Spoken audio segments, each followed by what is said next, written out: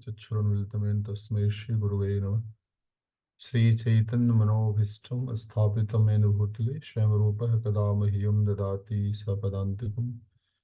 वन्देऽहं श्रीगुरु श्रीपदकमलं श्रीगुरून् वैष्णवांश श्रीरूपं सागरजातं सहगण रघुनाथान्वितं तं सजीवनं सायदेतं सावधूतं परिजनसहितं कृष्णचैतन्यदेवं श्रीराधा कृष्णपादान् सहगण ललिता श्रीविशाखावितांश। हे कृष्ण करुणा सिंधु दीनबंधो जगतपते गोपेश गोपिका कांता नमस्तुते। तप्त कांचन गौरांगी राधे वृंदावनेश्वरी वृषभानुसुते देवी प्रणमाम हरिप्रिय। वाञ्छाकल्पतरुभ्यश्च कृपा सिन्धुभ्यो च पतितानां पावनेभ्यो वैष्णवेभ्यो नमो नमः।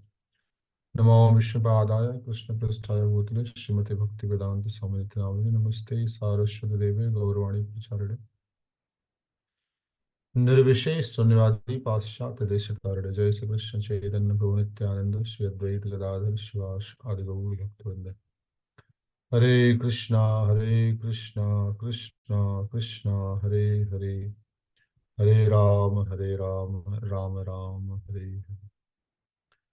तो आप सभी भक्तों का बहुत बहुत स्वागत है।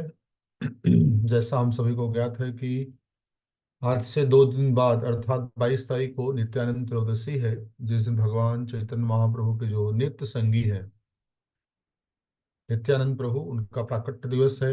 वही नित्यानंद प्रभु जो द्वापर में बलराम बनकर आते हैं और त्रेता में लक्ष्मण बनकर आते हैं, वही कलयुग में चैतन्य महाप्रभु के साथ नित्यानंद प्रभु बनकर आते हैं। तो आज से 2 दिन बाद नित्यानंद प्रभु का आविर्भाव दिवस है। नित्यानंद प्रभु को आदि गुरु कहते हैं, अर्थात वो मूल गुरु हैं।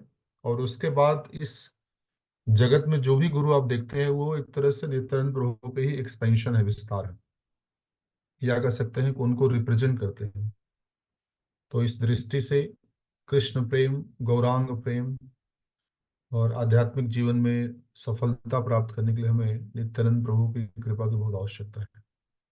तो अपन 2 मिनट में ये सुंदर सा भजन गाते हैं और इसके पश्चात फिर हम लोग भागवतम पर चर्चा करेंगे। नेताय पाद कमल कोटि चंद्र सुशीतल, ये छार जगत जुड़ा, हे ननीताय बिने भाई राधा कृष्णा पैते नाई, दृढ़ करी धर नितायर पार, से संबंध नहीं जार वृथा जन्म गेला तार, सई पशु बड़ा दुराचार, निताई ना बोलिलो मुखे मजिल संसार सुखे, विद्याकुले की करी बेतार, अहंकार मत होया निताई पद पाशरिया, असतेरे सत्य करिमानी, निताई करुणा हवे ब्रज राधा कृष्ण पावे, धर निताई चरण दुखार, निताई चरण सत्य ताहर सेवक नित्य, निताई पद सदा कर आशा, नारोत्तम बड़ दुखी निताई मोर कर सुखी, राखंग चरणेर पाशा। तो यहाँ पर नित्यानंद दास ठाकुर बहुत सुंदर प्रार्थना कर रहे हैं। निताई पद कमल कोटि चंद्र सुशीतल, निताई के जो चरण कमल हैं वो करोड़ों करोड़ों चंद्रमा की सुशीलता प्रदान करने वाले हैं। ये छाए जगत जुड़ाए, और इसकी छाया में सारा संसार वो शांत रहता है, सेटिस्फाइड हो जाता है। हे न निताई बिने भाई राधा कृष्ण पाई थे नाई, तो बिना निताई के कृपा के हम लोग राधा कृष्ण चैतन्य महाप्रभु इनको प्राप्त नहीं कर सकते हैं। दृढ़ करी धर निताई पाई, इसलिए हमको बहुत दृढ़ता के साथ नित्यानंद प्रभु के चरण कमलों का आश्रय लेना चाहिए। से संबंध नाही जार वृथा जन्म गिलतार, जिसका संबंध अगर नित्यानंद प्रभु के साथ नहीं, उसका जन्म बेकार चला गया, वृथा जन्म। सही पशु बड़ा दुराचार, वो पशु से भी ज्यादा दुराचारी व्यक्ति है अगर जिसने नित्यानंद प्रभु के चरण कमलों का आश्रय नहीं लिया, संबंध नहीं बनाया। निताई न बोलिलो मुखे, मजिले संसार सुखे, विता विद्या को लेखी करी बेता। अगर हमने अपने मुख से निताई नहीं बोला तो ये संसार के सुख से क्या फायदा हमको, या हमारी जो विद्या है उससे कोई मतलब नहीं है, की करी बेतार, उससे कोई फायदा नहीं होगा हमको। अहंकार मत होए निताई पद पासरिया, हमने अहंकार बस क्या, हमने नित्यानंद प्रभु के चरण कमलों को छोड़ दिया है। असत्य सत्य करी मानी, और हम असत्य को सत्य मान रहे हैं। निताई करुणा हवे ब्रजे राधा कृष्ण पे, कितना सुंदर मार्ग है। अगर हम नित्यानंद प्रभु की करुणा कृपा प्राप्त करेंगे तभी हमको ब्रज में राधा कृष्ण मिलेंगे। धौरा निताई चरण दुखार, तो हमको नित्यानंद प्रभु को चरणों को पकड़ना चाहिए। निताई चरण सत्य तहार सेवक को नित्य, नित्यानंद प्रभु के चरण सत्य हैं, उनके सभी सेवक नित्य हैं। निताई पद सदा करा, शाम को नित्यानंद प्रभु के चरण कमलों की आशा करनी चाहिए। नरोत्तम बड़ा दुखी निताई मोरे कर सुखी, नरोत्तम बहुत दुखी है और हम लोग भी दुखी हैं, और अगर हमको सुखी होना है तो क्या करना होगा। राखा रंग चरणेर पास, नित्यानंद प्रभु के चरणों के पास रहना चाहिए। तो ऐसे नित्यानंद प्रभु का आज से 22 तारीख को नित्यानंद चौदशी है, जिस दिन का प्राकट हुआ था। तो उस दिन हाफ डे फास्टिंग होगा और शाम को सेंटर पर प्रोग्राम भी है। तो उसके बारे में लोग चर्चा प्राप्त सूचना मिल गई है। अभी जो लोग रीडिंग करना चाहते हैं हैंड रेज करें, और अभी हम भागवतम का अध्ययन, सबसे बड़ा सौभाग्य हमारा ये है कि अभी हम लोग जो चैतन्य भागवतम में भी गौरांग महाप्रभु की लीलाओं का ही अध्ययन कर रहे हैं। तो हमारा एक तरह से डबल फायदा होगा।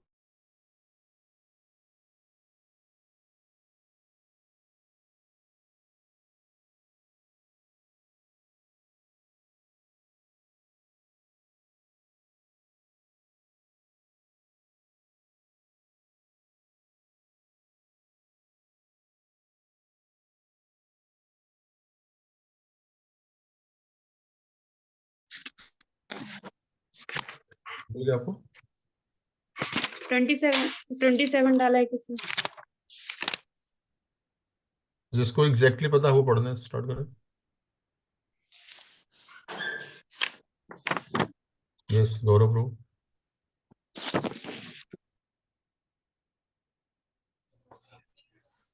हरे कृष्ण। जी प्रभु। ब्रह्म अंततः श्री भगवान के व्यक्तित्व का सूचक है। निराकार ब्रह्मा की अनुभूति लौकिक सृष्टि की निशेषात्मक धारणा है। सभी प्रकार के भौतिक शरीरों में स्थित ब्रह्मा का स्थानीय पक्ष परमात्मा है। अंततः ब्रह्मा नहीं प्रभु जी, उसको ब्रह्म पढ़ते हैं, मैं कई दिन बताया आप लोगों को, उसको ब्रह्म पढ़ते हैं ना। ब्रह्मा अंततः में परम डबल ब्रह्म डबल मंत्र रहता है। अंततः परम ब्रह्म की अनुभूति आप कहाँ पढ़ हमारे रहे हैं? शास्त्रों के समस्त साक्ष्य के अनुसार श्री भगवान के व्यक्तित्व की ही अनुभूति है। वह विष्णु तत्वों के परम स्तोत्र हैं। पुराण भी वेदों के पूरक हैं। सामान्य व्यक्ति के लिए वैदिक मंत्रों का समझ पाना अत्यंत मुश्किल है। स्त्रियां शूद्र तथा और तथा हरे तथा कृष्ण प्रभु जी, ये आई थिंक हो चुका है ये। नहीं, भी यहीं तक मार्क था मेरे में। अच्छा यहीं तक, ठीक है, चलिए पढ़िए पढ़िए पढ़िए। ठीक है। स्त्रियों शूद्र और तथाकथित उच्च जाति के द्विज बंधु वेदों के अभिप्राय को समझ पाने में असमर्थ होते हैं। इस प्रकार वेदों के सत्य की व्याख्या करने हेतु महाभारत तथा पुराणों को सरल बनाया गया।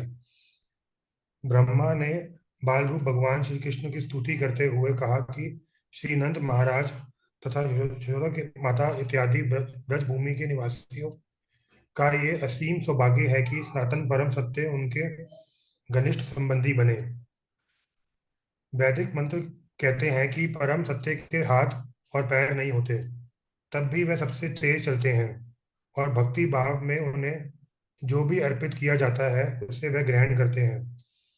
ये उत्तरार्थ कथन निश्चित रूप से श्री भगवान के साकार स्वरूप को बताने वाले हैं, यद्यपि उनके हाथ पांव भौतिक हाथ पांव या अन्य इंद्रियों से भिन्न होते हैं।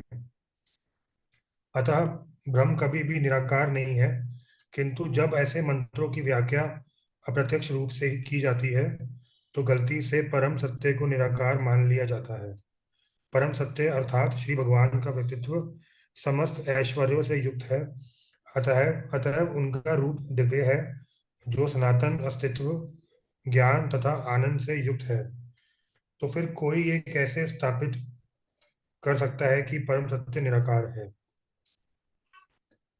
ऐश्वर्यों से पूर्ण होने के कारण ब्रह्म को अनेक शक्तियों वाला माना जाता है, और विष्णु पुराण के प्रमाण के अनुसार ये शक्तियां 3 प्रकार की हैं, क्योंकि उसमें उल्लेख है कि भगवान श्री विष्णु के दिव्य शक्तियों मूल रूप से 3। मुझे एक मिनट सही पढ़ा, सॉरी ठीक है। उल्लेख है कि भगवान श्री विष्णु के दिव्य शक्तियां मूल रूप से 3 हैं। उनकी आध्यात्मिक शक्ति तथा जीवों की शक्ति को उच्चतर शक्ति कहा जाता है, जबकि भौतिक शक्ति निकृष्ट शक्ति है, जो अज्ञान से अंकुरित होती है। हरे कृष्ण प्रभु जी। तो यहाँ पर बता रहे हैं कि एक बहुत ही सुंदर श्लोक है विष्णु पुराण में, परास शक्ति विविधेव श्रूयते। तो भगवान की मुख्यतः 3 शक्तियां हैं, वैसे तो उनकी बहुत अनंत शक्तियां हैं, लेकिन डिवीजन वाइज अगर हम करें तो 3 शक्तियां हैं, जिसमें कि एक उनकी अंतरंगा शक्ति, और दूसरा है बहिरंगा शक्ति, और तीसरा है तटस्था शक्ति। और ये जो तटस्था शक्ति है वो भी एक तरह से पराशक्ति, मुख्यतः वैसे 2 पहले माने जा सकते हैं कि परा और अपरा, लेकिन परा में भी 2 कैटेगरी है। तो जो जीव है उसको तटस्था कहते हैं, और बाकी जो दूसरी शक्ति है उसको आह्लादनी कहते हैं। और तीसरी जो कि एक तरह से निकृष्ट यहाँ बताया गया है, गीता में भगवान इसको बताते हैं निकृष्ट, एक उत्कृष्ट और एक निकृष्ट। तो वो जो भौतिक शक्ति है इसको निकृष्ट बताया गया है।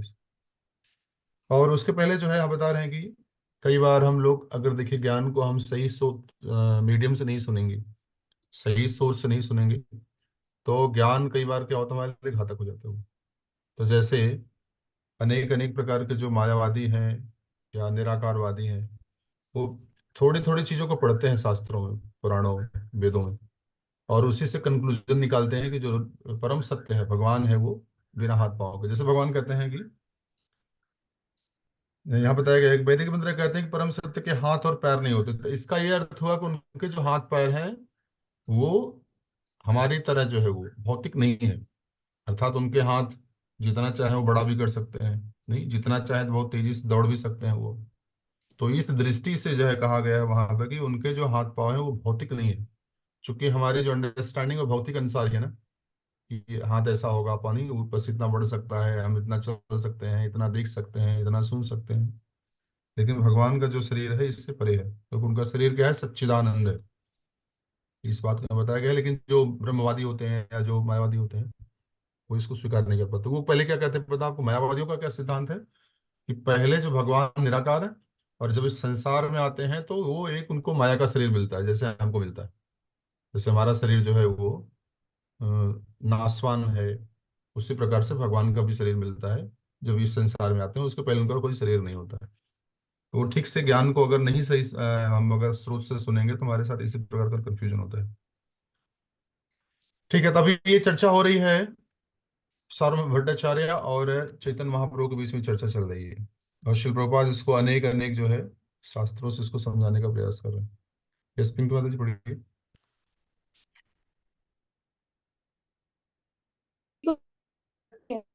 क्षेत्र के नाम भौतिक स्थिति से परास्त और इस प्रकार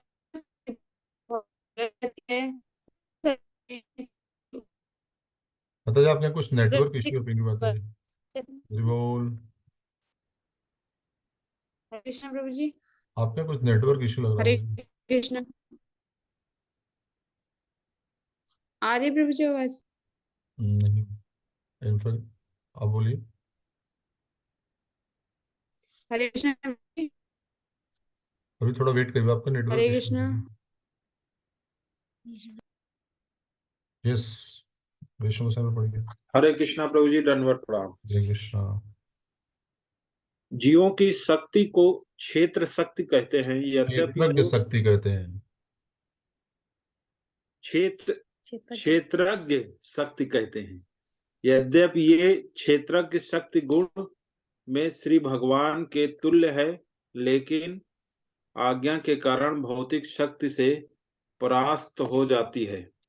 और इस प्रकार समस्त प्रकार के भौतिक कष्टों से ग्रस्त रहती है।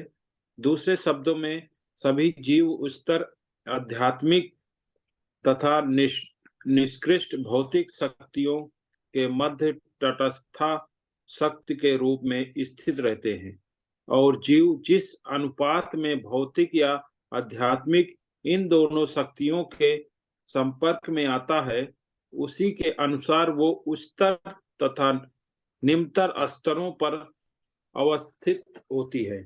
हाँ, अब देखिए जैसे जीव के कि पास एक फ्रीडम है कि जैसे मान लीजिए आप कभी समुद्र में जाइए तो समुद्र का जो कॉर्नर होता है ना, आप वहां पर खड़े हैं तो आपके पास ऑप्शन है, या तो बिल्कुल आप समुद्र में जाकर स्नान करिए, या तो उससे दूर होते होते जो है आपका नहीं काफी दूर निकल जाइए। उसी प्रकार से जीव वो बीच में है, वो इधर जो है आध्यात्मिक आह्लादिक शक्ति है और इधर जो है भौतिक शक्ति भगवान की। उसके पास ऑप्शन है, या तो इस साइड जाए या तो इस साइड जाए। तो अगर इधर जाएगा, आध्यात्मिक शक्ति के पास जाएगा, तो सुखी होगा हमेशा के लिए, शाश्वत सुखी सुखी हो जाएगा। लेकिन अगर इधर जाएगा भौतिक शक्ति के साथ, तो उस क्षणिक उसको सुख मिलेगा, लेकिन फाइनली उसको दुख मिलने वाला है। लेकिन भगवान क्या है, वो जीव को उन्होंने आंशिक स्वतंत्रता दी है कि आप चुनाव कर लो आपको जाना किधर है। यस, नेक्स्ट पढ़िए। जैसा कि ऊपर बताया गया है कि श्री भगवान अपरा तथा तटस्था शक्ति से परे हैं, और उनकी आध्यात्मिक शक्ति तीन विभिन्न चरणों में प्रकट होती है: शाश्वत अस्तित्व, शाश्वत आनंद तथा अशाश्वत ज्ञान। यहाँ तक शाश्वत अस्तित्व का संबंध है, वो संदिग्ध शक्ति द्वारा संचालित होता है। इसी प्रकार से आनंद तथा ज्ञान क्रमशः हृदय दिनी आह्लादनी तथा आह्लादनी तथा संबित शक्तियों से संचालित होते हैं। परम शक्तिमान श्री भगवान के रूप में वे परा तटस्था तथा अपरा शक्तियों के परम नियंता है, और वे विभिन्न शक्तियां शाश्वत भक्तिमय सेवा में श्री भगवान से संबंधित होती हैं। आनंद इस मणि माता जी आप प्रकार पढ़िए। आनंद मणि माता जी। हरे कृष्ण प्रभु। इस प्रकार पूर्ण पुरुषोत्तम भगवान अपने दिव्य शाश्वत रूप में आनंद भोग करते हैं। तो क्या यह आश्चर्य की बात नहीं है कि कोई परमेश्वर को शक्तिमान कहने का साहस करता है? श्री भगवान समस्त शक्तियों के नियंता हैं और सभी जीव इनमें से एक शक्ति के अंश हैं। अतएव श्री भगवान तथा जीव में जमीन आसमान का अंतर है। कोई यह कैसे कह सकता है कि भगवान तथा जीव एक ही है? श्रीमद् भगवद गीता में भी जीवों को श्री भगवान की उच्चतर शक्ति से संबंधित बताया गया है। शक्ति तथा शक्तिमान के मध्य घनिष्ठ सहसंबंध के अनुसार भी वे दोनों अभिन्न हैं। अतएव श्री भगवान तथा जीव शक्ति तथा शक्तिमान के रूप में अभिन्न है। पृथ्वी, जल, अग्नि, वायु, आकाश, मन, बुद्धि तथा अहंकार, ये सभी श्री भगवान की निकृष्ट अपरा शक्तियां हैं, लेकिन जीव उच्चतर होने के कारण इन सबसे भिन्न है। यह श्रीमद् भगवद गीता 7.4 का कथन है। श्री भगवान के दिव्य रूप का शाश्वत अस्तित्व होता है तथा वह दिव्य आनंद से परिपूर्ण है। तो फिर ऐसा रूप भौतिक सत्वगुण से किस प्रकार उत्पन्न हो सकता है? अतएव जो भी श्री भगवान के स्वरूप पर विश्वास नहीं करता, वह निश्चय ही श्रद्धा विहीन असुर है, अस्पृश्य है, मनहूस है, नहुष है। मनहूस है तथा यमराज द्वारा दंडित होने योग्य है। तो ये बौद्धों को सारी जो बातें हैं ये सब भगवत गीता में ऑलरेडी बताया जा चुका है, जहाँ भगवान बताते हैं नहीं, 7वें अध्याय में बता रहे हैं वो मेरी दो प्रकार की शक्तियां हैं, पराशक्ति और अपराशक्ति। परा उच्चतर है और जो अपरा है वो निकृष्ट निम्नतर शक्ति है वो। और साथ में भगवान आप बताते हैं कि मत्ता परतरम नानत किंचित अस्ति धनंजय, मतलब मुझसे श्रेष्ठ कोई सत्य नहीं है। तो और दूसरा हम जो जीव है वो क्या है, भगवान की शक्ति है, और भगवान शक्तिमान है। तो शक्ति और शक्तिमान दोनों एक ही स्टेज पे नहीं आ सकते। तो शक्ति जो है शक्तिमान से ही आता है, नहीं। जैसे मान लीजिए अगर मैं यहाँ पर बैठा हूँ अपने कमरे में, और बाहर से कोई जो है एक पत्थर आकर जो है मेरे उस पर जाकर दरवाजे पर अगर हिट करे बहुत तेजी से, तो मैं सोचूंगा कहाँ से आया। तो जब जाकर मैं देखूंगा तो इसका मतलब किसी ने उस पत्थर को फेंका हुआ, अभी उसमें फोर्स आया हो आगे यहाँ पे जो टकरा रहा हो। उसी प्रकार से जो यहाँ पे जीव है नहीं, और ये जो भौतिक शक्ति है, भौतिक जगत है, ये भगवान के द्वारा उत्पन्न की गई, अर्थात शक्तिमान के द्वारा ही शक्ति आती है। यस, आगे थोड़ा सा इशिता माता जी पढ़िए।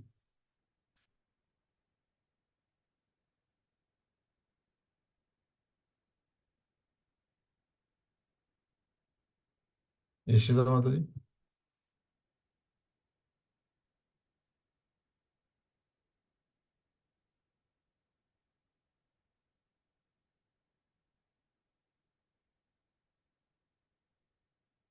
लवनीश माता जी। हरे कृष्णा प्रभु जी। पढ़िए। अनम्यूट नहीं हो रहा था जी प्रभु जी। बौद्धों को नास्तिक कहा जाता है क्योंकि वे वेदों का आदर नहीं करते। लेकिन जैसा कि ऊपर कहा जा चुका है, जो लोग वेदों के अनुयायी होने की आड़ में वैदिक निर्णयों की अवहेलना करते हैं, वे निश्चित रूप से बौद्धों से अधिक घातक हैं। श्री व्यासदेव ने कृपा करके अपने वेदांत सूत्र में वैदिक ज्ञान संकलित किया, लेकिन यदि कोई मायावाद संप्रदाय, जैसा कि शंकर संप्रदाय द्वारा निरूपित, की व्याख्या सुने तो निश्चित रूप से वह आत्म साक्षात्कार के पथ से भटक जाएगा। सृष्टि उत्पत्ति का सिद्धांत वेदांत सूत्र का प्रारंभिक विषय है। समस्त विराट जगत परमेश्वर से उनकी विभिन्न अचिंत्य शक्तियों के द्वारा उद्भूत है। पारस के पत्थर का उदाहरण सृष्टि की उत्पत्ति के सिद्धांत पर लागू होता है।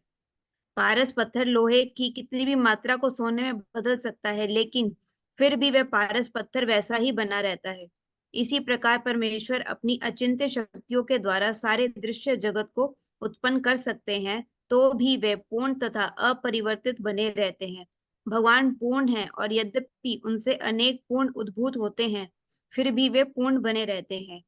मायावाद संप्रदाय के माया के मिथ्यावाद के सिद्धांत की वकालत इस आधार पर की जाती है कि सृष्टि उत्पत्ति का सिद्धांत परम सत्य के विकार का कारण बनेगा। यदि ऐसा है तो व्यासदेव असत्य है। इससे बचने के लिए उन्होंने बड़ी ही कुशलता पूर्वक मिथ्या का सिद्धांत ढूंढ निकाला। लेकिन यह जगत या विराट सृष्टि मिथ्या नहीं है, जैसा कि मायावादी मानते हैं। केवल इसका स्थायी अस्तित्व नहीं होता। कोई अस्थायी वस्तु निरी मिथ्या नहीं कहला सकती।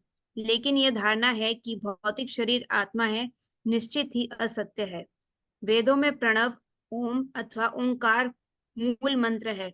यह दिव्य ध्वनि भगवान के स्वरूप के समान ही है। वेद के सारे मंत्र इसी प्रणव ओंकार पर आधारित है। तत्वमसि तो वैदिक साहित्य में एक गौण शब्द है, अतः यह वेदों का मूल मंत्र नहीं हो सकता। श्रीपाद शंकराचार्य ने मूल शब्द ओंकार के बजाय गौण शब्द तत्वमसि पर अधिक बल दिया है। इस तरह महाप्रभु ने वेदांत सूत्र पर अपना प्रवचन किया और मायावादी विचारधारा के सारे प्रचारों का खंडन किया। यद्यपि भट्टाचार्य ने अपने आप को तथा अपने मायावादी सिद्धांत को तर्क तथा व्याकरण के वाकजाल से बचाने का प्रयत्न किया, लेकिन महाप्रभु ने अपने जोरदार तर्कों से उन्हें परास्त कर दिया। उन्होंने साधिकार कहा कि हम सब भगवान के शाश्वत रूप से संबंधित हैं और हमारे संबंधों के आदान प्रदान के लिए भक्तिमय सेवा ही हमारा शाश्वत कर्तव्य है। ऐसे आदान प्रदान का परिणाम प्रेम या भगवत प्रेम की प्राप्ति है। भगवत प्रेम प्राप्त हो जाने पर अन्य जीवों के प्रति प्रेम स्वतः ही उत्पन्न होता है, क्योंकि भगवान ऐसे समस्त जीवों के समाहार हैं। हाँ, महाप्रभु। तो यहाँ पर हरे कृष्ण माता जी, तो यहाँ पर स्टार्टिंग में बता रहे हैं कि जो बौद्ध है वो तो नास्तिक शून्यवादी होते हैं ना, वो सब कहते हैं सब कुछ शून्य से आया है और हम शून्य में मिल जाएंगे। और लेकिन जो उसके बाद ये शंकर संप्रदाय, शंकराचार्य का जो संप्रदाय है, जिसको मायावादी संप्रदाय कहते हैं, तो यहाँ पर बताया जा रहा है कि वो उनसे ज्यादा घातक है, क्योंकि वो वेदों को मानते तो हैं, स्वीकार करते हैं, लेकिन उसको गलत ढंग से जो है उसको प्रस्तुत करते हैं वो, तो वो उससे ज्यादा खतरनाक है वो। और दूसरा महत्वपूर्ण यहाँ पर एग्जाम्पल बता रहे हैं कि जैसे पारस का पत्थर है बहुत सारा सोना उत्पन्न कर सकता है, लेकिन फिर भी उसकी स्थिति एज इट इज बनी रहती है। तो उसी प्रकार से भगवान से बहुत सारा नहीं, पूरा दृश्य जगत निकलता है, लेकिन भगवान की स्थिति एज इट इज यथारूप बनी रहती है। और यहाँ पर एक और बहुत महत्वपूर्ण बात बता रहे हैं, प्रभुपाद लिख रहे हैं कि मायावाद संप्रदाय के माया के मिथ्यावाद के सिद्धांत की वकालत इस आधार पर की जाती है कि सृष्टि की उत्पत्ति का सिद्धांत परम सत्य के विकार का कारण बनेगा। और ये मिथ्या, वो कहते हैं जगत मिथ्या ब्रह्म सत्य, ऐसा बोलते हैं वो। तो अगर ब्रह्म सत्य है तो उससे निकलने वाला हर चीज क्या होगा, वो भी सत्य होगा, मिथ्या कैसे हो सकता है। हाँ, वो अनित्य हो सकता है, जैसे कभी जैसे मान लीजिए सूर्य है, तो सूर्य अभी इसमें आसमान में नहीं है, कहीं कहीं और है वो, तो उसी प्रकार भगवान को जब इच्छा होती है तो इस भौतिक सृष्टि को उत्पन्न करते हैं, और जब लगता है कि नहीं अभी इसकी जरूरत नहीं है तो इसको फिर क्या करते हैं, इसको वापस बुला लेते हैं, कह सकते हैं इसको विनाश कर देते हैं। तो उसी प्रकार से ये जो भौतिक जगत है वो मिथ्या नहीं है, हाँ अनित्य कह सकते हो उसको, हमेशा नहीं रहता, वो शाश्वत नहीं है। और फिर यहाँ बता रहे हैं कि वेदों में प्रणव ओम ओमकार का मूल मंत्र है। तो कोई जैसे हम लोग बोलते हैं ना ओम नमो भगवते वासुदेवाय, या और बहुत सारे जो मंत्र आते हैं ओम से आते हैं, तो ओम एक तरह से संबोधन का अर्थ है ये। भगवत गीता में भगवान इसके बारे में और थोड़े डिटेल बताते हैं भगवान। और यहाँ बता रहे हैं कि लेकिन श्रीपाद शंकराचार्य ने क्या किया, मूल शब्द ओमकार के बजाय गौड़ शब्द तत्वम अस्सी पर अधिक बल दिया। लेकिन महाप्रभु ने क्या किया, उनका खंडन किया है। और इसके आगे थोड़ा सा और पढ़िए, लोनीश माता जी पढ़िए। हरे कृष्ण प्रभु जी। हरे कृष्ण। महाप्रभु ने कहा है कि ईश्वर के साथ शाश्वत संबंध, उनके साथ संबंधों का आदान प्रदान तथा उनके लिए प्रेम की उपलब्धि, इन तीन बातों को छोड़कर वेदों में जो कुछ भी शिक्षा दी गई है वह सब व्यर्थ है और मनगढ़ंत है। भगवान ने आगे कहा है कि श्रीपाद शंकराचार्य द्वारा पढ़ाया गया मानववादी दर्शन वेदों की काल्पनिक व्याख्या है, लेकिन उन्हें शंकराचार्य को इसकी शिक्षा देनी ही थी, क्योंकि उन्हें ऐसा करने का श्री भगवान का आदेश था।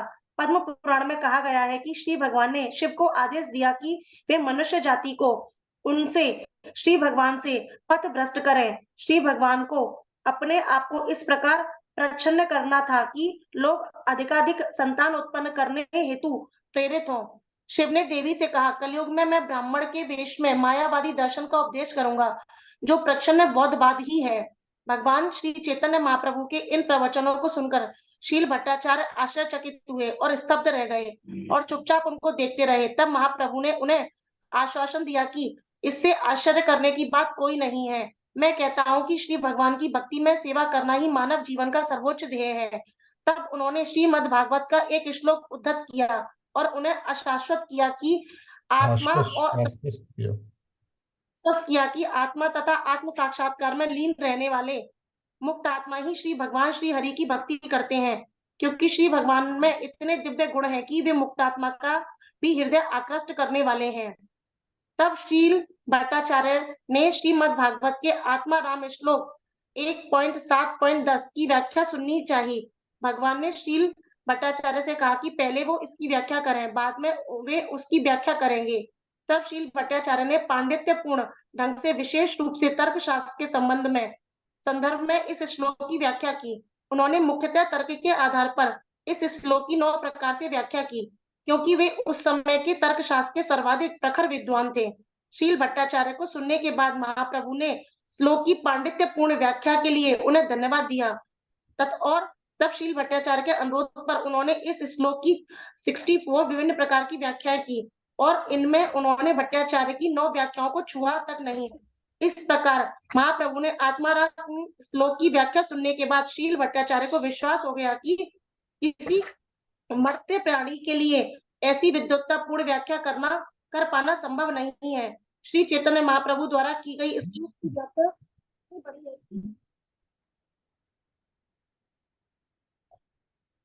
इतनी बड़ी है कि इससे एक छोटी पुस्तक बन सकती है। अतः हमने भगवान श्री चैतन्य महाप्रभु का शिक्षामृत के एक अध्याय में इसकी पूरी व्याख्या प्रस्तुत की है। इसके पूर्व श्रील गोपीनाथ आचार्य ने उन्हें महाप्रभु की दिव्यता के संबंध में विश्वास दिलाने का प्रयत्न किया था, लेकिन तब उन्होंने स्वीकार नहीं किया था। परंतु महाप्रभु द्वारा वेदांत सूत्र के प्रतिपादन तथा आत्माराम श्लोक की व्याख्याओं से शील भट्टाचार्य दंग थे। अतः वे सोचने लगे कि उन्होंने महाप्रभु को साक्षात भगवान श्री कृष्ण के रूप में ना पहचानकर उनके चरण कमलों के प्रति भयंकर अपराध किया है। तब उन्होंने अपने पूर्वकृत व्यवहारों के लिए पश्चाताप करते हुए उनके समक्ष आत्मसमर्पण कर दिया, और महाप्रभु ने दया करके शील भट्टाचार्य को स्वीकार कर लिया। अपनी अहेतु की कृपा से महाप्रभु सर्वप्रथम अपने चतुर्भुज नारायण रूप में, फिर हाथ में बंसी लिए द्विभुजी भगवान श्री कृष्ण रूप में प्रकट हुए। शील भट्टाचार्य हरे कृष्ण। अभी थोड़ी थोड़ी देर रुक जाइए। तो कुछ बातें इंपॉर्टेंट है। एक तो जो वेदों की सही व्याख्या है उसको चैतन्य महाप्रभु ने प्रकट किया, और चैतन्य महाप्रभु ने बताया कि वेदों में मुख्यतः 3 विषय हैं: संबंध, अभिधेय और प्रायोजन। भगवान संबंध, भक्ति अभिधेय, प्रेम प्रायोजन, ये 3 सब्जेक्ट जो मैटर है वो वेदों में बताए गए हैं। और साथ ही लेकिन उन्होंने फिर शंकराचार्य जी को भी सेम बताया कि शंकराचार्य जी जो है कोई और नहीं है, वो शिव जी के ही अवतार हैं। और स्वयं भगवान की इच्छा से ही जो है शिव जी वो शंकराचार्य बनकर आए हैं। उसका एक जो मुख्य कारण ये है कि उस समय बौद्ध जो है बहुत फैल गया था, नास्तिकवाद बहुत फैल गया था, और बौद्धों ने क्या किया था कि वेदों को पूरी तरह से हटा दिया था, उसको उन्होंने निरस्त कर दिया था। तो इसलिए तो वेदों को इस्टेब्लिश करने के लिए जो भगवान जो है वो एक सेकंड, वेदों को इस्टेब्लिश करने के लिए उन्होंने क्या किया, शिव जी को बोला कि आप जाइए। तो फिर शिव जी, अब देखिए जैसे मान लीजिए अगर आपके पास अभी कुछ भी नहीं करने के लिए, या आप बिल्कुल पढ़ाई नहीं करना चाहते, मान लेते हैं एक सेकंड की, तो पहले आपको कुछ छोटा सा सब्जेक्ट मैटर दिया जाएगा कि अच्छा आप ये थोड़ा पढ़ लो, ज्यादा इसमें नहीं तो बस थोड़ा सा पढ़ लो। अब एक साथ जो है वेदों को इस्टेब्लिश करना, और भगवान साकार हैं और भगवान जो है सर्वशक्तिमान है इत्यादि कहना, ये सब लोग उसको स्वीकार नहीं कर पाते। तो इसलिए क्या किया शंकराचार्य ने, स्टेप बाय स्टेप, कि पहले एक तरह क्या है, पहले वेदों को इस्टेब्लिश कर दें, क्या, भगवान को निराकार करके। जैसे किसी चीज में थोड़ा सा, अगर मान लीजिए बच्चों को होता है ना कुछ, अगर आपको इसको थोड़ा कोई चीज काम कराना है, अच्छा तुम बस इतना कर लो, अभी ये मत करो, ये कर लो। इसीलिए भगवान नहीं है, वेदों को मान लो। तो इसीलिए शंकराचार्य ने बहुत चतुराई के साथ क्या किया, उन्होंने वेदों को इस्टेब्लिश करा दिया इस कंडीशन में कि ठीक है, अच्छा भगवान उनका कोई साकार रूप नहीं है, निराकार रूप है। तो सब लोग बोले अच्छा हाँ ठीक है, सही सही, तो हो सकता है, इसको मैं स्वीकार कर सकता हूँ, भगवान का कोई स्वरूप नहीं है। तो ये यहाँ पर जो है प्रभुपाद ने इसको क्लियर कर लिया कि वो भगवान की इच्छा से ही जो है वो शंकराचार्य आए हुए थे, शिव जी के अवतार हैं वेदों को इस्टेब्लिश करने के लिए। और दूसरा यहाँ पर जो है चैतन्य महाप्रभु कह रहे हैं कि भक्ति में सेवा ही वो मनुष्य जीवन का सर्वोच्च लक्ष्य होना चाहिए। भगवान की प्रेममयी सेवा, सभी पुंसाम परो धर्मो भी आएगा आगे चल के। फिर चैतन्य महाप्रभु ने आत्माराम श्लोक, तो इसको भी देखते हैं, बहुत महत्वपूर्ण श्लोक है। इस पे चैतन्य महाप्रभु ने सरम भट्टाचार्य को 64 तरह से इसको समझाया, और फिर यही श्लोक आगे चल के वो श्रील सनातन गोस्वामी से बनारस में बोलते हैं। आत्मारामस्य मुनयो निर्ग्रंथा अपि उरुक्रमे कुर्वन्ते अहृत किम भक्तिम इत्थम भूत गुणो हरि। जो आत्मा में आनंद लेते हैं, ऐसे विभिन्न प्रकार के आत्माराम, और विशेष रूप से जो आत्म साक्षात्कार के पथ पर स्थापित हो चुके हैं, ऐसे आत्माराम यद्यपि समस्त प्रकार के भौतिक बंधनों से मुक्त हो चुके हैं, फिर भी भगवान की अनन्य भक्तिमय सेवा में संलग्न होने के इच्छुक रहते हैं। तो कोई कितना भी बड़ा मुक्त व्यक्ति हो, लेकिन फिर भी भगवान के जो इतने दिव्य गुण है उससे वो आकर्षित हो जाता है। यहाँ पर इस चीज को बताया गया है। इसका अर्थ यह हुआ कि भगवान में दिव्य गुण है, अतः वे मुक्त आत्माओं सहित प्रत्येक व्यक्ति को आकृष्ट कर सकते हैं। इसलिए उनका नाम है कृष्ण। कृष्ण का अर्थ ही होता है कि ऑल अट्रैक्टिव, सबको अट्रैक्ट करने वाले हैं। तो इसका एक नहीं दो नहीं, चैतन्य महाप्रभु ने 64 प्रकार से। तो यहाँ पर आत्माराम बताया गया है, उन बहुत ही मुक्त आत्माओं को आत्माराम बताया गया है।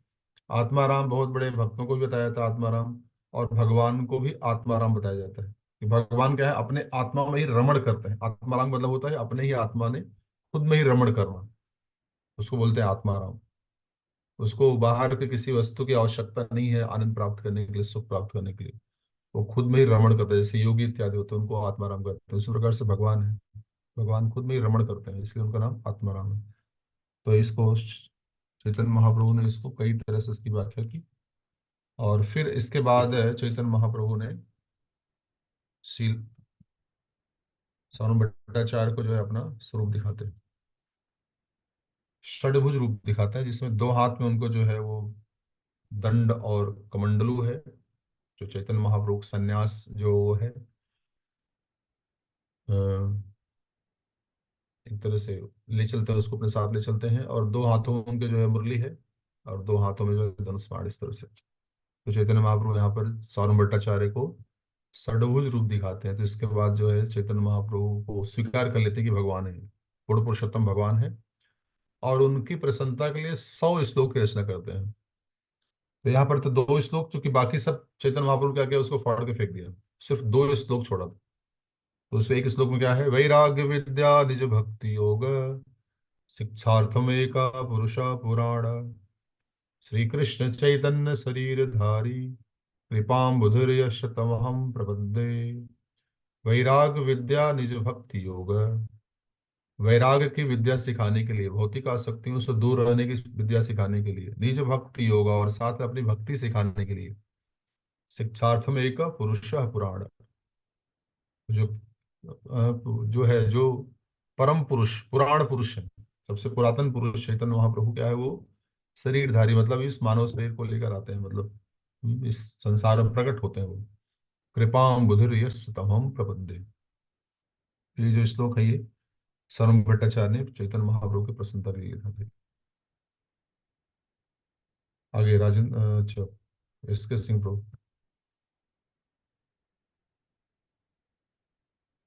हरे कृष्ण प्रभु जी, धन्यवाद प्रणाम।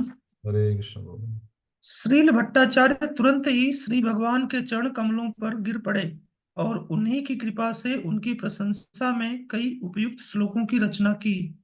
उन्होंने श्री भगवान की प्रशंसा में लगभग 100 श्लोकों की रचना की। तब श्री भगवान ने उन्हें हृदय से लगाया और दिव्य आनंद के कारण श्रील भट्टाचार्य अपने भौतिक जीवन की सुध बुध खो बैठे। अश्रु, कंप, हृदय कंपन, स्वेद, रोमांच, नृत्य, गायन, क्रंदन तथा समाधि के ये 8 लक्षण श्रील भट्टाचार्य जी के शरीर में प्रकट हो आए। श्रील गोपीनाथ आचार्य अत्यंत प्रसन्न हुए और भगवत कृपा से अपने साले को इस प्रकार अद्भुत ढंग से परिवर्तित होते हुए देखकर विस्मित हो गए। श्री भगवान की प्रशंसा में श्रील भट्टाचार्य द्वारा रचित 100 उत्तम श्लोकों में से निम्नलिखित 2 श्लोक सर्वाधिक महत्वपूर्ण है और इन्हीं में भगवान के जीवन कार्य का सार भी है। पहला, मुझे उन श्री भगवान की शरण में जाने दो जो अभी भगवान श्री चैतन्य महाप्रभु के रूप में प्रकट हुए हैं। वे करुणा के सागर हैं और वे अब भौतिक विरक्ति, ज्ञान तथा उनकी भक्तिमय सेवा सिखाने हेतु स्वयं अवतरित हुए हैं।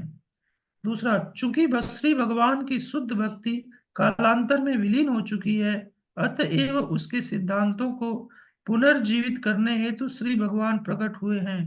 अतः मैं उनके चरण कमलों में प्रणाम करता हूँ। महाप्रभु ने मुक्ति शब्द की व्याख्या करते हुए उसे श्री विष्णु या श्री भगवान के समतुल्य बताया। मुक्ति प्राप्त करने का अर्थ है भौतिक अस्तित्व से छुटकारा और यहाँ यही है श्री भगवान की सेवा की प्राप्ति। तत्पश्चात महाप्रभु कुछ काल के लिए दक्षिण भारत की ओर चले गए और जो जो उन्हें मार्ग में मिलते गए उन्हें वे श्री कृष्ण भक्त बनाते गए। ऐसे भक्तों ने कई अन्य व्यक्तियों को भी भक्ति संप्रदाय में या भागवत धर्म में सम्मिलित कर लिया। इस प्रकार वे गोदावरी नदी के तट पर पहुंचे, जहां उनकी भेंट उड़ीसा के राजा महाराज प्रताप रुद्र के अधीन मद्रास के गवर्नर श्रील रामानंद राय से हुई। रामानंद राय के साथ उनकी वार्ताएं दिव्य ज्ञान की उच्चतर अनुभूति के लिए अत्यंत महत्वपूर्ण है और उनके संवाद में ही एक पुस्तिका बनती है। तथापि हम यहाँ इस संवाद का सारांश दे रहे हैं। हरे कृष्ण प्रभु जी। तो यहाँ पर हम देख रहे हैं कि जब श्री भट्टाचार्य को भगवान आलिंगन करते हैं चैतन्य महाप्रभु, तो उनके शरीर में जो है वो जो लक्षण होते हैं, समाधि के लक्षण होते हैं, या अष्ट सात्विक विकार इसको बोलते हैं, नहीं, जिसमें आदमी क्या करता है, आंसू निकालता है, उसके शरीर में कंपन होता है, उसका हृदय एकदम गदगद हो जाता है, रोमांचित हो जाता है, नृत्य करने लगता है, गाता है, क्रंदन, रोने लगता है। ये समाधि के कुछ लक्षण है ये। तो चैतन्य महाप्रभु ने जब श्री भट्टाचार्य को इस प्रकार स्पर्श किया या आलिंगन किया, तो उनके शरीर में इस प्रकार के विकार उत्पन्न हुए। और इसके पश्चात अब चैतन्य महाप्रभु, जो कि 24 साल तक वो रहे थे नवद्वीप में, और अब अगले 6 साल तक वो क्या करेंगे, दक्षिण भारत की यात्रा करेंगे। तब वो दक्षिण भारत की यात्रा करने के लिए जा रहे हैं और गोदावरी के तट पर उनकी भेंट होती है रामानंद राय से। आप देख सकते हैं यहाँ पर, ये गोदावरी का तट है। यहाँ पर रामानंद राय कौन है? वो महाराज प्रताप रुद्र के अधीन जो मद्रास के गवर्नर, मद्रास राज्य था, उसके गवर्नर हैं श्री रामानंद राय। और अब वहाँ पर उनके साथ बहुत ही टॉप मोस्ट का कॉन्वर्सेशन। तो वैसे अगर हम देखें तो इनको अर्जुन का भी इनकारनेशन या अवतार माना जाता है रामानंद राय को, क्योंकि अर्जुन के साथ भी भगवान ने क्या किया था वहां पे, कुरुक्षेत्र के मैदान में ही बहुत ही गहन चर्चा किया था। तो उसी प्रकार से रामानंद राय, इनको अर्जुन का भी इनकारनेशन बोलते हैं। साथ में इनको विशाखा, ललिता विशाखा दो है ना भगवान की, जो नित्य राधा रानी के साथ रहती है, उनकी सहेलियां हैं, तो इनको विशाखा का भी इनकारनेशन बोलते हैं। अब यहाँ पर जो है एक एक करके चर्चा करेंगे, इसको हम लोग थोड़ा समझने का प्रयास करेंगे। ये प्रोजेक्ट बढ़िया डिस्कशन को। यद्यपि श्रील रामानंद राय ब्रह्म रूप से सामाजिक स्तर, बाह्य रूप से आप लोग अच्छा सॉरी, बाह्य रूप से सामाजिक स्तर पर ब्राह्मण से निम्न जाति के थे, किंतु वे स्वरूप सिद्ध व्यक्ति थे। वे सन्यासी नहीं थे और इसके अतिरिक्त वे राज्य के उच्च प्रशासनाधिकारी थे। फिर भी श्री चैतन्य महाप्रभु ने उनमें दिव्य ज्ञान की उच्च कोटि की अनुभूति होने के कारण उन्हें मुक्तात्मा के रूप में स्वीकार किया।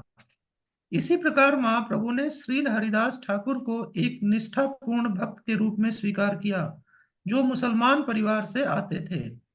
इसके अतिरिक्त महाप्रभु के अन्य अनेक महान भक्त हुए हैं, जो विभिन्न संप्रदायों तथा जातियों से थे। महाप्रभु की एकमात्र कसौटी होती थी किसी व्यक्ति विशेष की भक्ति में सेवा का स्तर। वे मनुष्य की बाह्य वेशभूषा की चिंता नहीं करते थे, उन्हें तो केवल आंतरिक आत्मा तथा उसके कार्यकलापों से सरोकार रहता था। अतएव श्री भगवान के सभी धर्म प्रचार संबंधी कार्यकलापों को आध्यात्मिक स्तर पर समझना होगा। इस प्रकार श्री चैतन्य महाप्रभु के संप्रदाय या भागवत धर्म संप्रदाय को सांसारिक कार्यों, समाज विज्ञान, राजनीति, आर्थिक विकास या जीवन के अन्य किसी क्षेत्र से कुछ भी लेना देना नहीं है। श्रीमद् भागवतम विशुद्ध रूप से आत्मा की दिव्य प्रेरणा है।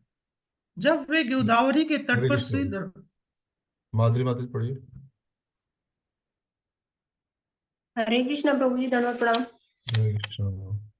जब वे गोदावरी के तट पर श्री रामानंद राय से मिले तो महाप्रभु ने हिंदुओं के द्वारा अपनाए जाने वाले वर्णाश्रम धर्म की चर्चा की। श्री रामानंद राय ने कहा कि वर्णाश्रम धर्म अर्थात 4 जातियां तथा 4 आश्रम के नियमों का पालन करने से हर व्यक्ति दिव्यता की अनुभूति कर सकता है, लेकिन महाप्रभु के मत से वर्णाश्रम धर्म की प्रणाली ऊपरी और छिछोरी है तथा सर्वोच्च। रुकेगा, मैं स्क्रीन शेयर कर रहा हूँ, इसमें आप लोग देखिए। ये श्लोक जो यहाँ पर जो है रामानंद राय चैतन्य महाप्रभु को सुनाते हैं। क्या श्लोक है ये, आप लोग यहाँ देख सकते हैं। ये श्लोक जो कि विष्णु पुराण में दिया गया है। ये वर्णाश्रमाचार्यवता पुरुषेण परः पुमान् विष्णु आराध्यते पंथा नान्यत् तत्तोष कारणम। तो कह रहे हैं कि जो मनुष्य है वर्णाश्रम प्रणाली में नियत कर्मों की, कर्तव्यों की उचित रीत से संपन्न करके पूर्ण पुरुषोत्तम भगवान की पूजा की जाती है। अर्थात आप जिस भी आश्रम में है, जिस भी वर्ण में है, आप वहां रहते हुए भगवान विष्णु की पूजा करिए। पूर्ण पुरुषोत्तम भगवान को तुष्ट करने की अन्य कोई विधि है ही नहीं। मनुष्य को चारों वर्णों तथा चारों आश्रमों के संस्थान में स्थित होना चाहिए। अर्थात उनका कहने का, आप जिस वर्ण और आश्रम में है वहां स्थित रह करके आप क्या करिए, भगवान विष्णु की आराधना करिए। लेकिन चैतन्य महाप्रभु क्या कहते हैं, प्रभु का है एहु बाह है, आगे का आर। तो कहते हैं ये तो बाहरी है, ये वर्ण आश्रम इत्यादि का ये तो बाहरी चीजें हैं ये, और इसके आगे कुछ कहिए। अब जो है वो आगे इसके बोलेंगे। यस मदद पढ़िए। एक सेकंड, अनम्यूट कर बोलिए। हरे कृष्ण प्रभु जी। आध्यात्मिक अनुभूति से इसका बहुत कम संबंध है। जीवन की सर्वोच्च सिद्धि भौतिक आसक्ति से विरक्त होना और तदनुरूप श्री भगवान की दिव्य प्रेमा भक्ति की अनुभूति करना है।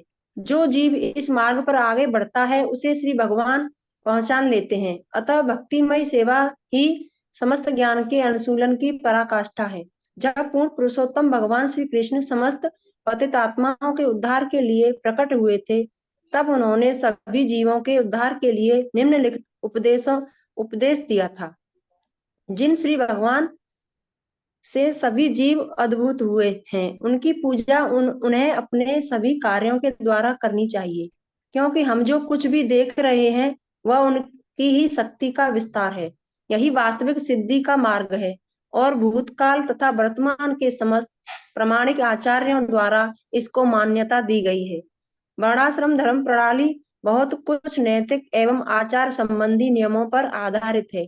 इस प्रकार दिव्यता की अनुभूति बहुत कम हो पाती है। अतः श्री चैतन्य महाप्रभु ने इसे छिचोरी कहकर अस्वीकार कर दिया और श्री एक रामानंद राय अब एक सेकंड, अब इसके बाद जो है रामानंद राय क्या कहते हैं, गीता का एक प्रसंग लेते हैं, भगवत गीता के 9वें अध्याय का 27वां श्लोक। क्या कहते हैं, यत करोषि यदस्नासि यद जुहोसि ददासि यत तपस्यासि कौन्तेय तत्कुरुष्व मदर्पण। जब भगवान चैतन्य महाप्रभु ने वर्णाश्रम धर्म को निरस्त कर दिया कि ये तो बाहरी है ये, तो फिर इसके बाद जो है रामानंद राय कहते हैं कि देखिए अच्छा ठीक है, तो इस फिर नेक्स्ट कह रहे हैं कि ठीक है, जो कुछ हम करते हैं, ठीक है, या जो कुछ खाते हैं, जो सब कुछ क्या करना चाहिए, भगवान को अर्पित करना चाहिए। तो कह रहे हैं ये मनुष्य जीवन का लक्ष्य होना चाहिए।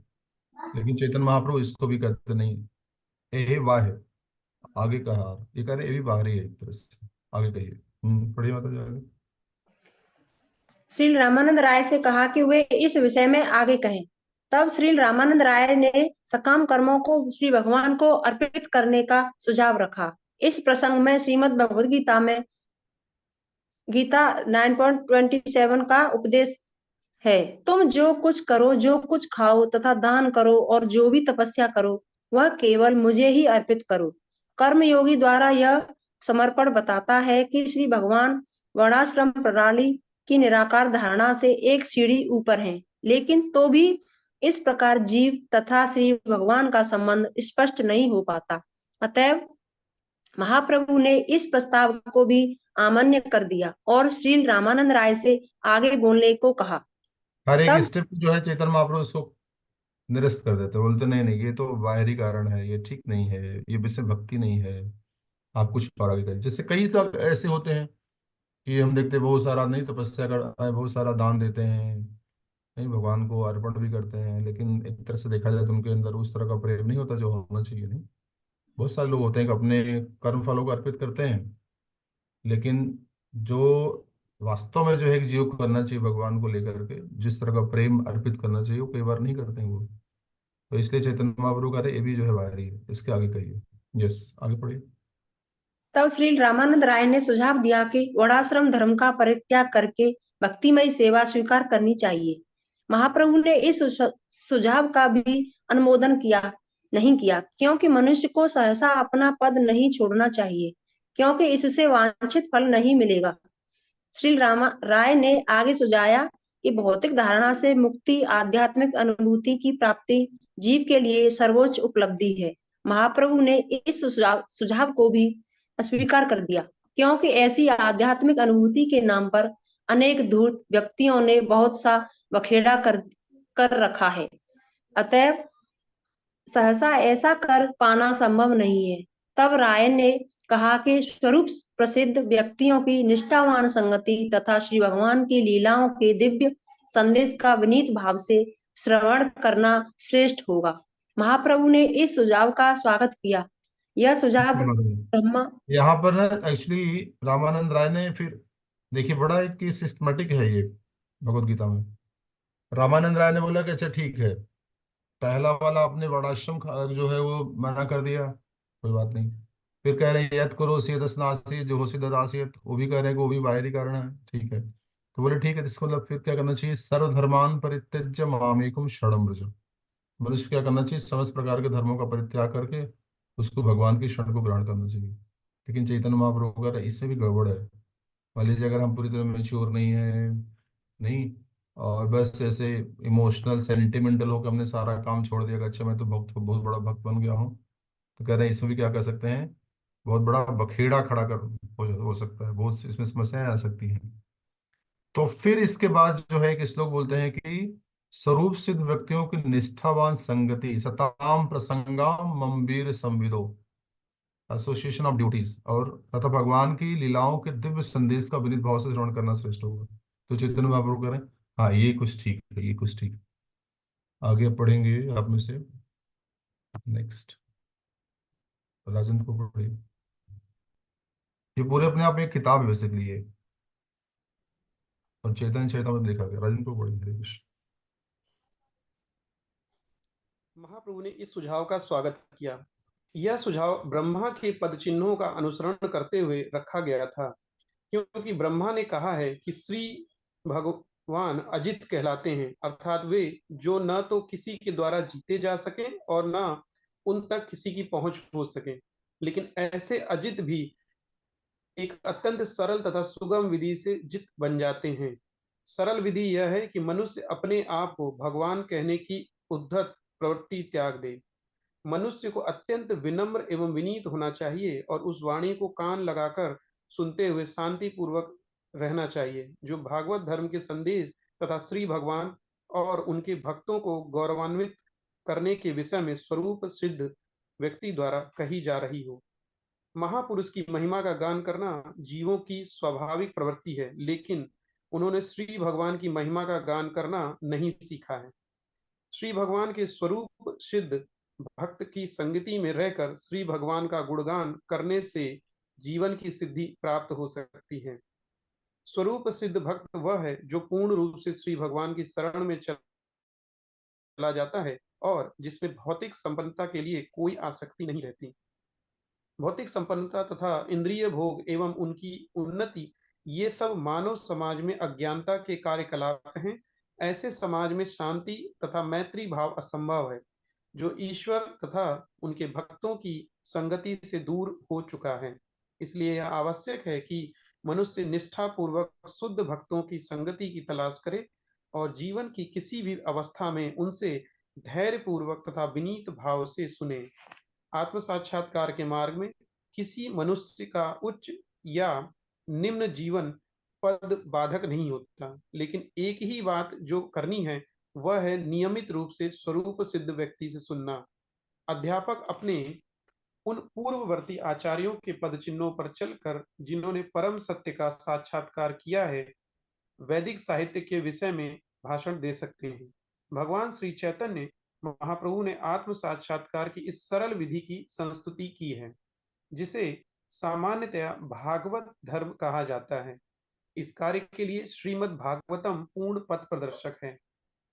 अब इसमें एक सेकंड जी, शिल प्रभुपाद ने यहाँ पर स्टार लगाया है। इस स्टार में लिखा गया है कि अंतरराष्ट्रीय कृष्णामृत संघ अर्थात इस्कॉन की स्थापना इसी उद्देश्य की पूर्ति के लिए की गई है।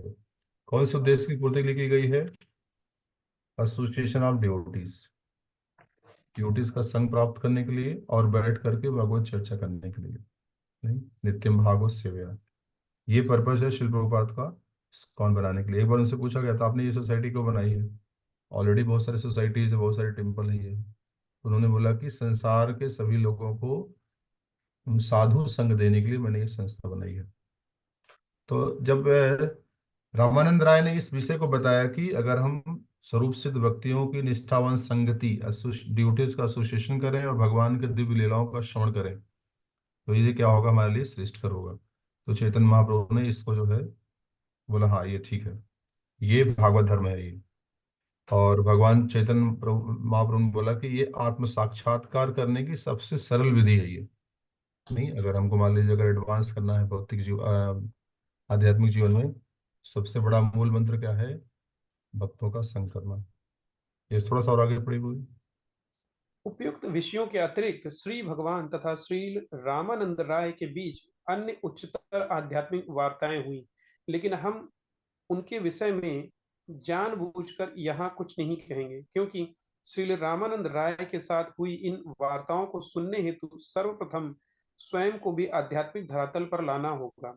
हमने एक अन्य पुस्तक भगवान श्री चैतन्य महाप्रभु का शिक्षामृत में श्री रामानंद राय के साथ हुई वार्ता प्रस्तुत की है। इस भेंट के अंत में श्री भगवान ने श्री रामानंद राय को सलाह दी कि वे नौकरी से अवकाश प्राप्त करके पुरी आ जाएं, जिससे दोनों साथ साथ रहकर दिव्य संबंधों का आस्वादन कर सकें। कुछ काल के बाद श्री रामानंद राय राजकीय नौकरी से मुक्त हो गए और जब उन्होंने राजा से पेंशन प्राप्त कर ली तो वे पुरी स्थित अपने निवास स्थान पर लौट आए, जहां पर वे श्री भगवान के सबसे विश्वस्त भक्तों में से एक बने। पुरी में एक अन्य महाशय भी थे जिनका नाम शिखी माहिती था। वे भी श्री रामानंद की ही भांति अत्यंत विश्वास पात्र थे। महाप्रभु पुरी में 3 या 4 संगियों के साथ आध्यात्मिक विषयों पर गुह्य बातें किया करते थे और इस प्रकार उन्होंने आध्यात्मिक समाधि में 18 वर्ष व्यतीत किए। उनकी बातें उनके निजी सचिव श्री दामोदर गोस्वामी द्वारा लिखी जाती रहीं, जो उनके 4 घनिष्ठतम भक्तों में से एक थे। महाप्रभु ने भारत के सभी दक्षिणी भाग की विस्तृत यात्रा की। महाराष्ट्र के महान संत तुकाराम को भी महाप्रभु ने दीक्षा दी।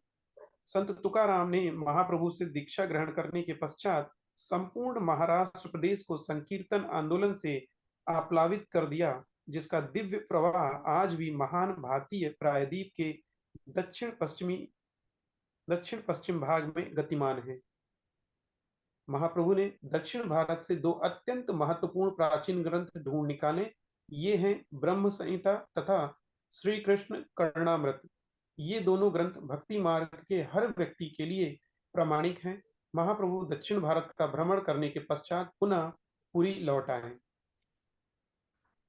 आगे बढ़ो प्रभु जी। पढ़िए। महाप्रभु के पुरी लौटने पर उनके समस्त उत्सुक भक्तों को मानो जीवन दान मिल गया और महाप्रभु वहां अपनी दिव्य अनुभूति की लीलाएं करते रहे। इस अवधि की सबसे महत्वपूर्ण घटना थी महाप्रभु द्वारा राजा प्रताप रुद्र को आकर मिलने की अनुमति देना। राजा प्रताप रुद्र श्री भगवान के महान भक्त थे। वे अपनी गणना श्री भगवान के उन भक्तों में करते थे जिनका काम मंदिर की साफ सफाई करना था। राजा का यह विनयशील स्वभाव श्री चैतन्य महाप्रभु को बहुत भा गया।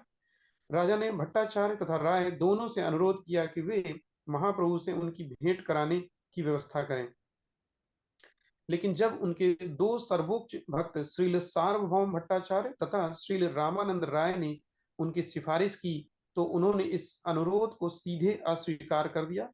महाप्रभु का कहना था कि सन्यासी के लिए सांसारिक अर्थ प्रिय पुरुषों तथा स्त्रियों के घनिष्ठ संपर्क में आना खतरनाक है।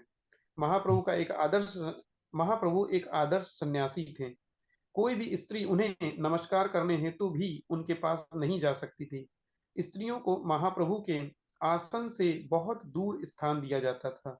आदर्श शिक्षक तथा आचार्य के रूप में वे सन्यासी के दैनिक कर्म के प्रति अत्यंत कठोर थे।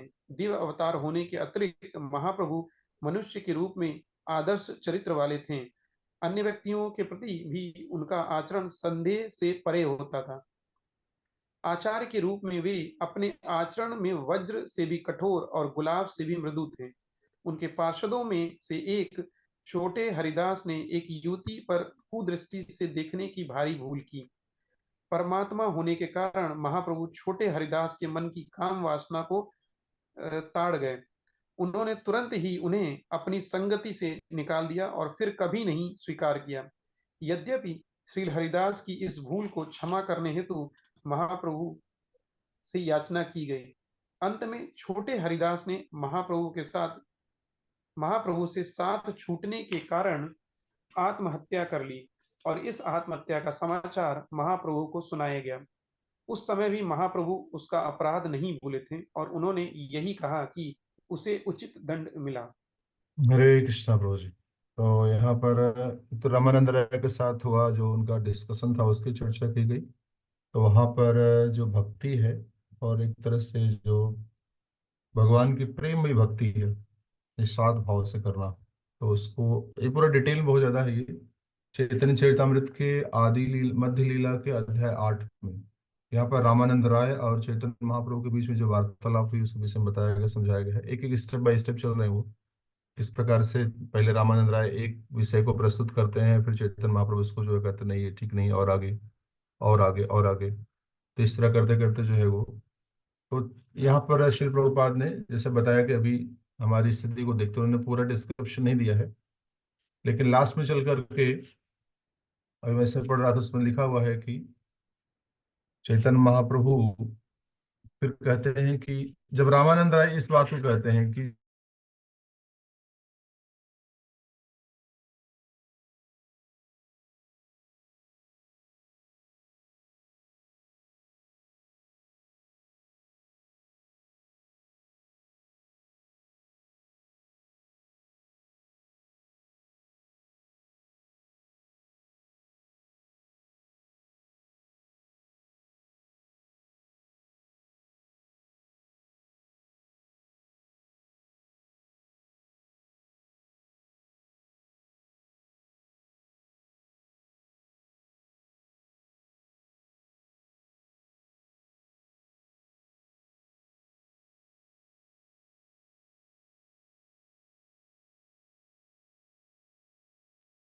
हरे कृष्णा। हरे बोल, हरे कृष्णा। तो इस प्रकार से अब चैतन्य महाप्रभु जो है दक्षिण भारत गए, और वहां से उन्होंने दो बहुत ही महत्वपूर्ण शास्त्र, एक तो ब्रह्म संहिता, दूसरा कृष्ण कणामृत, इसको प्राप्त किया। जो ब्रह्म संहिता अभी हम लोग गाते हैं, गोविंदम आदि पुरुषम, वो चैतन्य महाप्रभु को दक्षिण भारत में ही प्राप्त हुआ था। और फिर आकर के राजा प्रतापरुद्र, जो कि पुरी के राजा हैं, चैतन्य महाप्रभु मना कर रहे थे मुझे उनसे नहीं मिलना है। अब देखिए चैतन्य महाप्रभु का जो व्यवहार है, माने वो अलग अलग है दो, जैसे कि वो रामानंद राय से मिलते हैं जब को भी गवर्नर है, और राजा प्रतापरुद्र से नहीं मिलते। तो उसका एक ही कारण था कि रामानंद राय क्या है, वो भक्त हैं, तो इसलिए चैतन्य महाप्रभु सन्यासी हैं, उन्होंने उनसे मिलना स्वीकार किया। लेकिन यहाँ पर राजा प्रताप रुद्र का भी उस तरह का मनोभाव नहीं रहा है, इसलिए चैतन्य महाप्रभु मना करने हैं, मुझे नहीं मिल रहा उनसे। और लेकिन फिर जब बहुत ज्यादा भक्तों का अनुरोध करते हैं, प्रार्थना करते हैं, तो चैतन्य महाप्रभु से मिलते हैं। और दूसरा उनका जो एक स्वभाव था कि मंदिर की सफाई, जब जगन्नाथ रथ यात्रा, उस समय राजा प्रताप रुद्र क्या कर रहे थे, झाड़ू लगा रहे थे।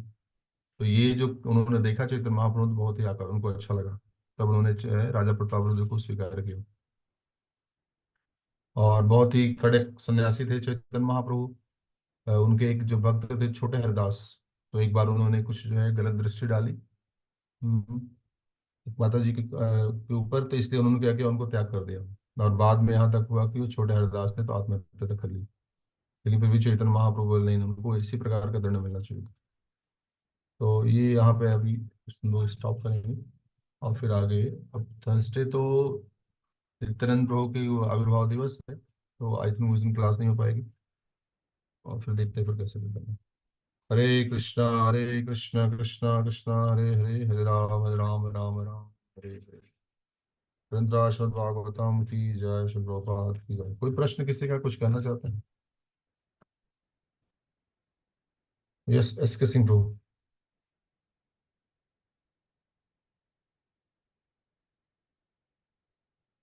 कुछ कहना आप? हरे कृष्णा प्रभु जी, दंडवत प्रणाम। प्रभु जी, इसमें जो भी बातें लिखी गई हैं, ये अ, जो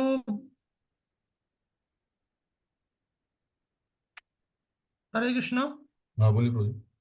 जी प्रभु जी, तो महाप्रभु से जो इनकी भट्टाचार्य की और जिन लोगों से जो वार्ता हो रही थी प्रभु जी उस समय, तो क्या प्रभु जी उस समय ऐसा नहीं था कि ये लोग अक्षर से पहचान सके कि यही भगवान कृष्ण है, या यही महाप्रभु के रूप में आए हैं, जिससे कि जो है मतलब ज्यादा से ज्यादा लोगों को, जैसे प्रभु जी ने इन्होंने आत्महत्या कर ली, तो क्या वो क्षमा भी नहीं कर सके उस समय उनको? आपका प्रश्न अभी क्लियर नहीं है, आप भी इधर आप स्वामी भट्टाचार्य के विषय में प्रश्न कर रहे थे, फिर अभी आप चले गए हरिदास ठाकुर के पास। हाँ, वही प्रभु, मेरा कहने का मतलब ये है कि महाप्रभु जी को जो है सब लोग समझ तो सकते थे, जान तो सकते थे, उनसे वार्तालाप भी करते थे, उनसे सारी चीजें मिलने के लिए भी इच्छुक थे, सब कुछ करते थे। तो क्या मतलब वो रेसिप्रोकल नहीं हो पा रहा था कि लोग समझ पाए कि यही साक्षात भगवान है, और उनको उस लेवल से ले सकें?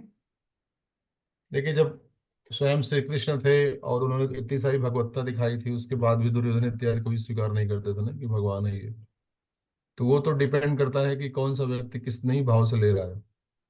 और दूसरा है, कई बार भगवान लीला की दृष्टि से कुछ चीजों को प्रकट करने के लिए नहीं, धीरे धीरे अपने आप को जो है वो प्रकट कराते हैं भक्तों के सामने, किसी के सामने। ये तो उनकी इच्छा है, नहीं किसके सामने कैसे क्या प्रकट करना चाहते हैं।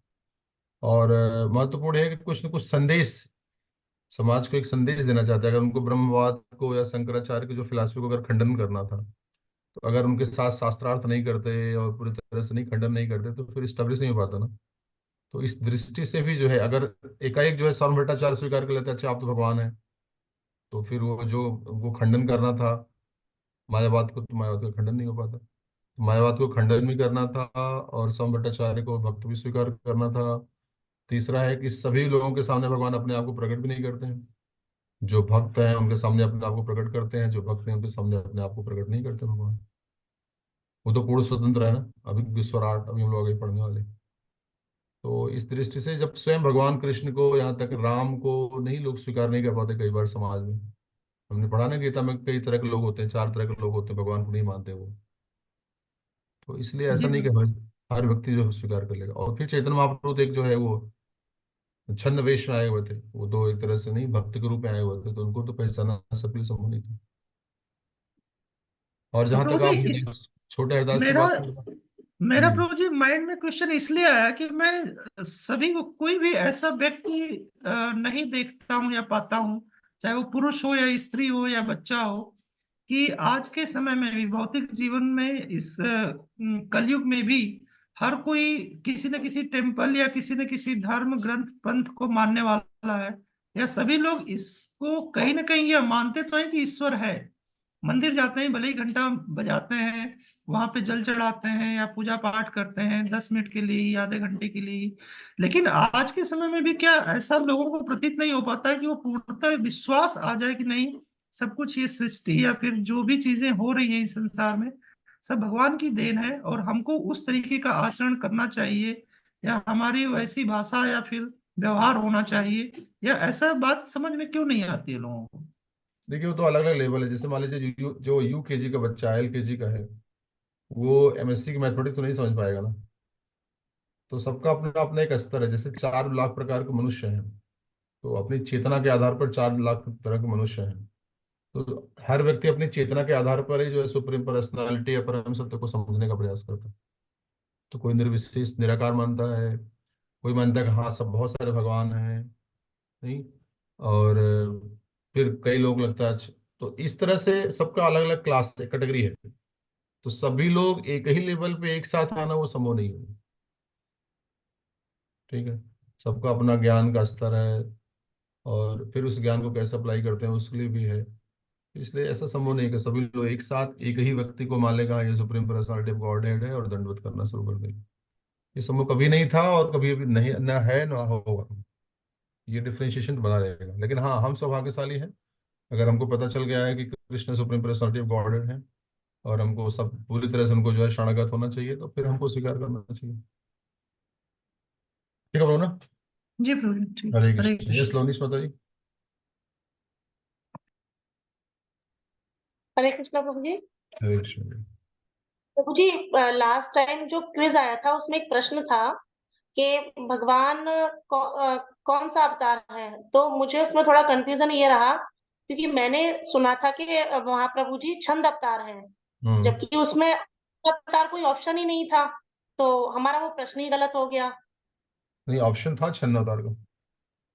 नहीं प्रभु जी, उसमें गुणावतार था, योगावतार था और लीला अच्छा ठीक अवतार था, ठीक और ठीक ठीक ठीक ठीक ठीक। मैंने बताया था आप लोगों को ना कि हर युग में भगवान आते हैं युग धर्म को प्रकट करने के लिए या युग धर्म को स्थापित करने के लिए। जैसे हमने बताया था आपको कि सतयुग में जो है हंसा अवतार में आए थे, तो वो ध्यान पद्धति को स्थापित करने के लिए। फिर इसी तरह त्रेता में आए थे वो यज्ञ पुरुष के रूप में यज्ञ को स्थापित करने के लिए। द्वापर में स्वयं श्री कृष्ण ही आए थे। और कलयुग में मैंने बताया कि चैतन्य महाप्रभु को युग अवतार माना गया है, क्योंकि जो कलयुग की विधि है हरे नाम एवं केवलम उसको स्थापित करने के लिए आए हैं, तो इसलिए उनको युगा अवतार भी माना जाता है। ठीक है माता जी। तो वो वाला भी तो प्रभु जी ऑप्शन। हम्म। छंद अवतार भी है, योगावतार भी है, दोनों ही है। छंद तो इसलिए कह रहे हैं मतलब वो छुपे हुए हैं। छंद मतलब कोई स्पेसिफिक ये स्क्रिप्चरल वो वर्ड नहीं है। ये कोई नहीं शास्त्र का वर्ड नहीं है छंद अवतार।